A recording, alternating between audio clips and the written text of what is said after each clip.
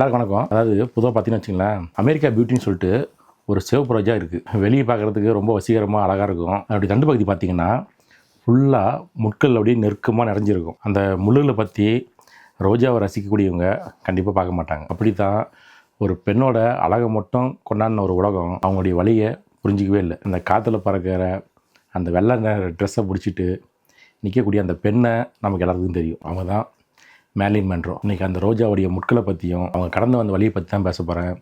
ஏன்னா இன்றைக்கி அவங்களுடைய நினைவு நாள். அவங்களுடைய உண்மையான பேர் வந்து பார்த்திங்கன்னா நோர்மா ஜீன். அதுதான் அவங்களுடைய உண்மையான பேர். அப்பா யாருன்னு அவங்களுக்கு தெரியாது. அவங்க அம்மா கிளாடிஸ் வந்து பார்த்திங்கன்னா கடுமையான மனச்சிதைவு நோயால் பாதிக்கப்பட்டவங்க. அவங்க அடிக்கடி மனநல காப்பத்தில் அனுமதிக்கப்பட்டதுனால ஒரு குழந்தைக்கு தரக்கூடிய அன்பையோ பாதுகாப்பையோ அவங்களால கொடுக்க முடியல. அம்மா இருந்தும் நோர்மா ஜீன் சின்ன வயசுலேயே அனாதையாக்கப்பட்டாங்க. அம்மா மனநல காப்பத்துக்கு போனதுனால சின்ன வயசுலேருந்தே ஆசிரமத்துலேயும் பக்கத்து வீட்லேயும் தான் வளர்ந்தாங்க. கிட்டத்தட்ட 11 வளர்ப்பு மையத்துக்கு தூக்கி அடிக்கப்பட்டிருக்காங்க. அங்கே அவங்களுக்கு கிடைச்சது அன்பெல்லாம் இல்லை, பாலியல் வன்கொடுமைகளும் சீண்டல்களும் தான். யாராவது என்னை தத்து எடுத்துக்கிட்டு இதுதான் அவங்க வீடுன்னு சொல்ல மாட்டாங்களா? இப்படி எங்கேயே பார்த்தீங்கன்னா அவங்களுடைய குழந்தை பருவமும் ஒரு முடிவு வந்துச்சு. அவங்களுடைய 16 வயசில் மறுபடியும் அனாதாசிரமத்துக்கு போகலான்ற பயத்தில் ஜிம் டோகே அப்படின்றவங்கள அவசர அவசரமாக கல்யாணம் பண்ணிக்கிட்டாங்க. செகண்ட் வேர்ல்டு வார் டைமில் அவங்களுடைய கணவரும் மிலிட்டரிக்கு போயிட்டார். இப்போ மேண்ட்ரோ வந்து பார்த்திங்கன்னா பாராசூட் தயாரிக்கக்கூடிய தொழிற்சாலைக்கு வேலைக்கு போயிட்டாங்க. அங்கே வந்த ஒரு இராணுவ புகைப்பட கலைஞருடைய லென்ஸில் மேண்ட்ரோ சிக்கிட்டாங்க.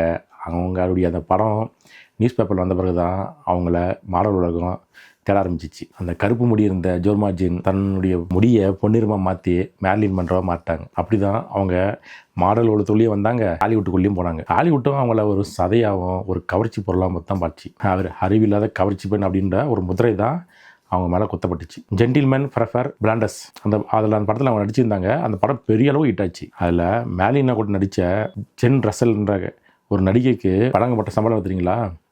மேர்லின் மன்ரோவோட 10 மடங்கு அதிகம். தொடர்ந்து ஹாலிவுட் ஸ்டுடியோங்கள்லாம் மேண்ட்ரோ வந்து ஒரு கவர்ச்சி பொருளாக மட்டும் தான் பார்த்துட்டு இருந்தாங்க. கம்மி சம்பளத்தில் வேலை செய்யக்கூடிய ஒரு அடிமையாக தான் அவங்க நினச்சாங்க. ஆனால் மேண்ட்ரோ அப்படி ஒட்டம் கிடையாது. இல்லை 1950 காலகட்டத்தில் வந்து பார்த்திங்கன்னா ஒரு பெண் நடிகை வந்து ஸ்டுடியோவை எதிர்த்து நிற்கிறதெல்லாம் சாதாரண விஷயமே கிடையாது. ஆனால் மேர்லின் என்ன பண்ணாங்க தெரியுங்களா?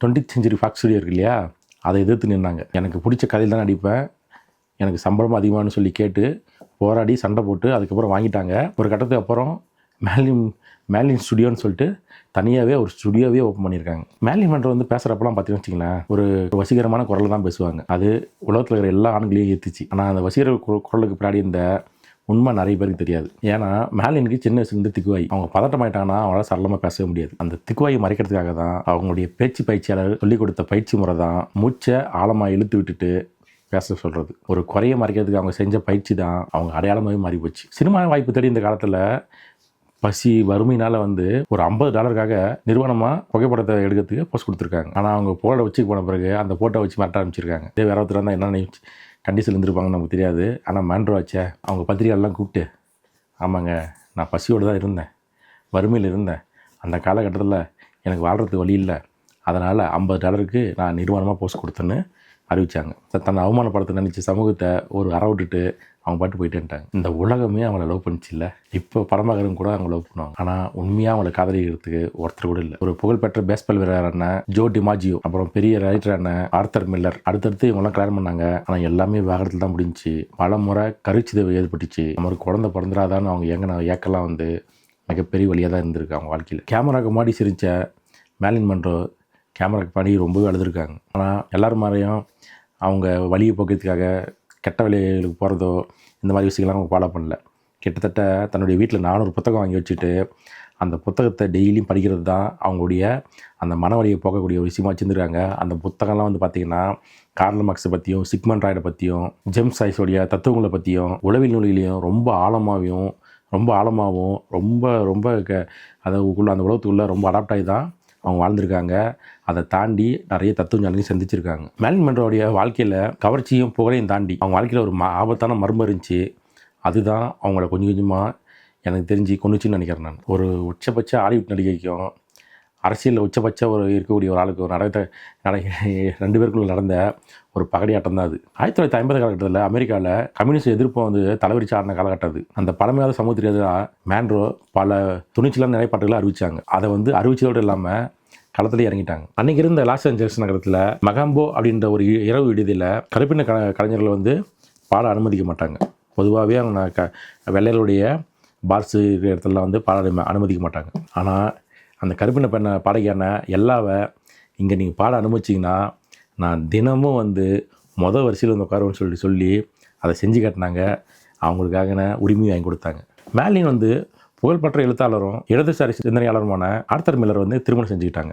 நம்ம முன்னாடி சொன்னோம் இல்லையா? அந்த காலகட்டத்தில் தான் அமெரிக்க அரசாங்கம் வந்து கம்யூனிஸ்ட் சித்தாந்தத்தில் ஈடுபட்டிருக்கவங்கலாம் அவங்கெல்லாம் வந்து கலையெடுத்துட்டு இருந்துச்சு அப்படின்னு தான் சொல்ல முடியும். ஆர்த்தர் மில்லர் வந்து விசாரணை கூட்டிகிட்டு போகிறப்ப நீங்கள் அவர் விட்டுட்டு விலைக்கு போயிடுன்னு சொல்லிட்டு மேண்ட்ரோவை எச்சரித்தாங்க. ஆனால் மேலின் வந்து அதை மீறி அவர் கணவருக்காக நின்னாங்க. கம்யூனிஸ்ட் ஆதரவாளர்கள்னு சொல்லிட்டு நாடு கடத்தப்பட்ட பல தலைவர்களில் மேலின் தன்னுடைய மெக்சிகோ பயணத்தின் போது சந்தித்தாங்க. ஏழைகள், ஒடுக்கப்பட்ட தொழிலாளர்கள் மீதான அவங்களுடைய பரிவு வலதுசாரி அரசியல்வாதிகளுக்கு பெரிய எரிச்சல் கொடுச்சு. மேலின் மன்றோட இந்த இடதுசாரி சிந்தனையினால் அமெரிக்கா உளவு அமைப்பான எஃபிஐ வந்து பார்த்திங்கன்னா அவங்களுக்காக ஒரு ஃபைல் ரெடி பண்ணி அதை கடைசி வரை ஃபாலோ பண்ணியிருக்காங்க. அவங்களுடைய பாதுகாப்பு அளித்துக்குள்ளே கொண்டாண்டாங்க. மேலின் எங்கே போகிறாங்க, யார்கிட்ட பேசுகிறாங்க, இது எல்லாத்தையும் நோட் பண்ண ஆரம்பித்தாங்க. ஒரு சாதாரண நடிகையாக இல்லாமல் அமெரிக்க அரசாங்கத்தையே அச்சுறுத்தக்கூடிய ஒரு ஆளுன்ற மாதிரியே அவங்க போர்ட்ரேட் பண்ண ஆரம்பித்தாங்க. அமெரிக்காவுடைய மிகவும் சக்தி வாய்ந்த அரசியல் குடும்பமான கென்னடி குடும்பத்துக்கும் இவங்களுக்கும் ஏற்பட்ட தொடர்பு தான் அவங்க வாழ்க்கையில் மிகப்பெரிய பூகம்பத்தையே கிளப்பிச்சு. அமெரிக்க அதிபர் ஜான் எஃப் கென்னடியும் அவருடைய சகோதரரும் தலைமைச் செயலாளர் வழக்கறிஞருமான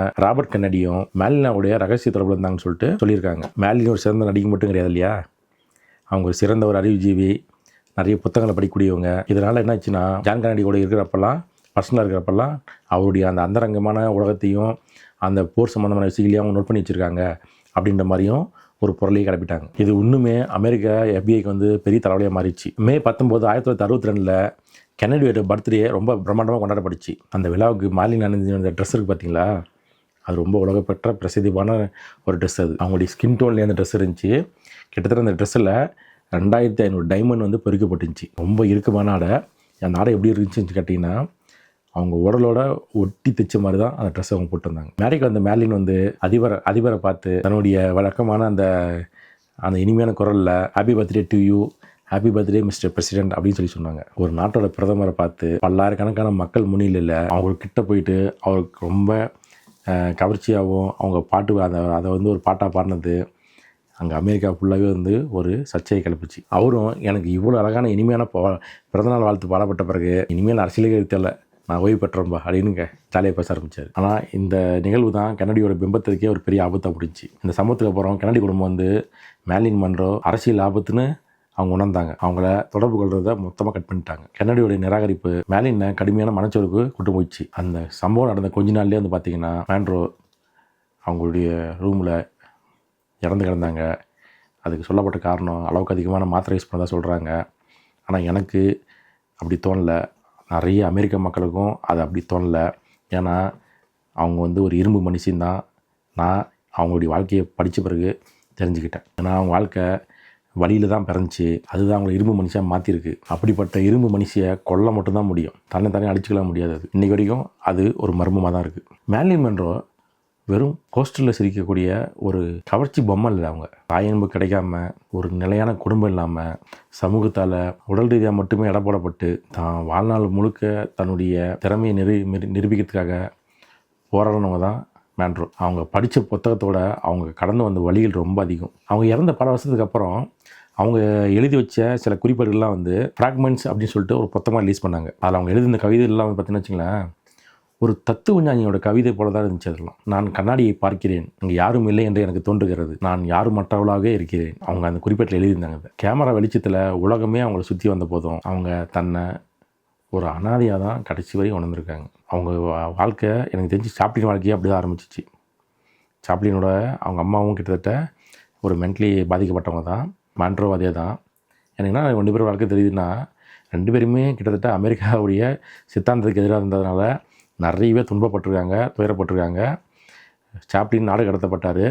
மேண்ட்ரோவை இவங்க உண்மையாகவே அவங்க தான் இறந்தாங்களா இல்லை இவங்களே கொண்டாங்களான்ற சந்தேகம் இன்னைக்கு இருக்குது. ஆக மொத்தத்தில் அதிகாரத்தை எதுக்கக்கூடாது, அந்த அதிகாரத்துக்கு பேசக்கூடிய சித்தாந்தத்தை எதுக்கக்கூடாது முக்கியமாக. அதுதான் எனக்கு இவங்கெல்லாம் உணர்த்தது. அதை தாண்டி இந்த சமூகம் அவங்கள எப்படி பார்த்துச்சு, மேண்ட்ரோவை இந்த உலகம் அவங்கள எப்படி பார்த்துச்சுன்னு ஒன்று இருக்குது. அது ஆனால் அவங்கள எப்படி பார்த்துருப்பாங்கன்னு ஒன்று இருக்குல்ல. எனக்கு தெரிஞ்சு அவங்க மிகப்பெரிய ஒரு தத்துவம் சார்ந்தும் ஒளிவியல் சார்ந்தும் நிறைய படிச்சிருக்காங்க. அதை தாண்டி வாழ்க்கையில் நிறைய வழி சந்தித்து வந்திருக்காங்க. அப்படிப்பட்டவங்க அவ்வளோ சீக்கிரம் இறக்குவாங்களான்னு கேட்டால் எனக்கு நம்பிக்கை இல்லை. சில கேள்விகளுக்கு பதிலே கிடையாது. நன்றி நண்பர்களே. உங்கள் நண்பர்களுக்கு ஷேர் பண்ணுங்கள், சப்ஸ்கிரைப் பண்ணுங்கள், கமெண்ட் பண்ணுங்கள். நீங்களும் மேன்ரோவை பற்றி தெரிஞ்சுக்கிட்டதை என்கிட்ட ஷேர் பண்ணுங்கள். தேங்க்யூ.